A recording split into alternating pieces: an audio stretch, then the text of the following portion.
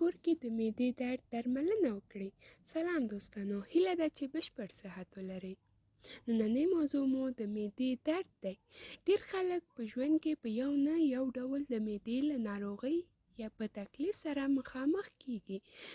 لکه مخکې مو چې وویل، معده د خوراک د هضم لپاره تیزاب جوړوي چې د خوراک د هضمولو ترڅنګ د میکروبونو یا جراثیمونو په له منځه وړلو کې هم رول لري. خو کله بیا هم دا تیزاب دومره ډیر شي چې پخپله د معدې د تخریش، سوځېدلو او دردونو سبب شي. څنګه کولی شو معدې درد آرامه کړو؟ 1. نعناع د معدې درد لپاره کافي شافي درمل دي. دا د ډاکټرانو خبره ده چې نعناع د معدې درد لپاره سالمه نسخه ده، خو پاکوالي ته به یې پاملرنه کوئ.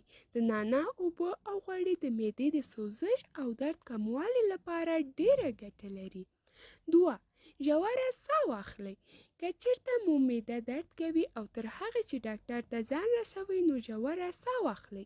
د ژورې ساه اخیستل د معدې د تیزابي کېدلو یو څه مخه نیسي او سمدستي مو د معدې درد کموي. 3. زنجبیل.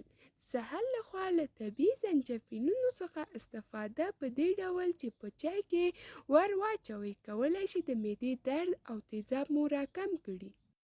4. د غاړې او ملا ورزش. د معدې د درد کموالي لپاره د غاړې او د ملا حرکتونه وکړئ. دغه ورزش د معدې درد کموي.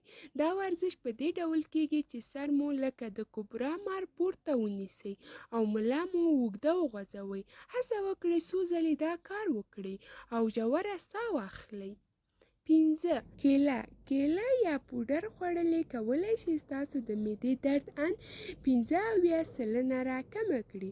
په سنتي طب کې د معدې د تیزابو کېدو مخنیوي لپاره له کیلې او یا پوډر څخه استفاده ډیره عامه ده.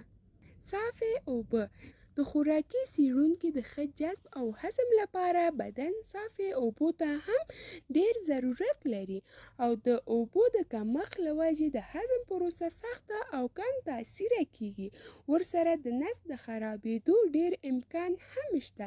هیر دې نه وي چې د کافي پاکو اوبو کارونه د معدې سوزش په کمولو کې هم مرسته کوي. 8. ذهني بوج او تشویش هم د معدې خرابېدلو ستر لامل دی. دا به تاسو ته پخپله هم معلومیږي چې کله پریشان اوسئ او په دماغ مو بوج وي، نو احساس کوئ چې معده مو هم په خرابېدو ده، ځکه چې په ګېډه کې درد او سوزش سره مخ کیږئ. نو له ذهني بوج نه خلاصون او خوندي پاتې کېدلو لپاره د نورو طریقې او درملنې ترڅنګ کافي ورزش مه هېروئ.